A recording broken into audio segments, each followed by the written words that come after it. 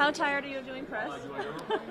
Is it telling now? I mean, I came down the line and I was sort of talking, going, I can just hear my own voice, and I'm not even sure I know what I'm talking about. 'Cause I haven't seen this film at all, and I have read a script to this one, as I had for Avengers. But this has been 4 years in the making, so my memory is very sort of staggered on it. But I will say that, it's a no-brainer if you want to do anything like this. If Andy Serkis asks you, you jump at it. And what a character. And his pitch was to do something more raw and visceral and true to the original book. And I thought, well, there's room for that, despite there being two other wonderful iterations of the story, as we both know. And yeah, I just ran with it. But this one's much darker.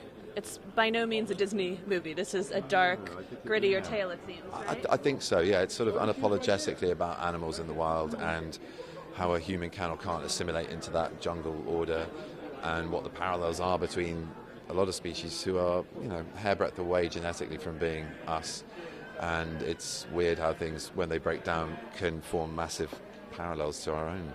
I was pleased when I heard Andy talking about it, though, because the book always terrified me as a child. And then you see the Disney movie versions of it, and you're like, oh, happy-go-lucky, this little boy, no parents, la-di-da-di-da. My kids are both terrified of it. They're like, what happened to his parents? Well, yeah. So I kind of enjoy that this is a darker side, because that is actually the tale. And I mean, to give Disney their credit as well, they don't half do a lot of stuff about orphans. I mean, it's that's a big theme running through all of Disney's work. So I think, and this is, this story was no exception in there. And I mean, I loved growing up with that film, but I was also like, this, wow. I mean, but he has no children to play with, there are limits to, but I was fascinated with it for a while, and also with Tarzan, the whole idea of that story as well, another child reared in the wild, and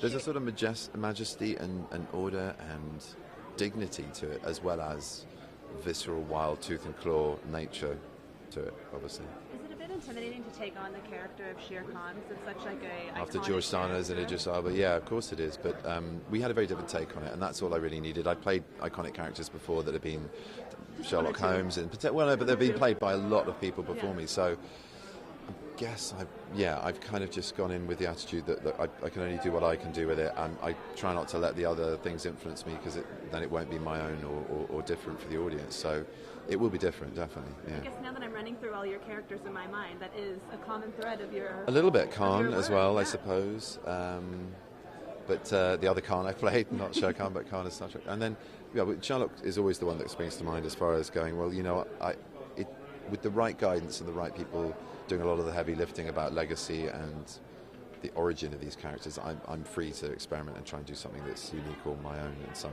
regard. So, yeah.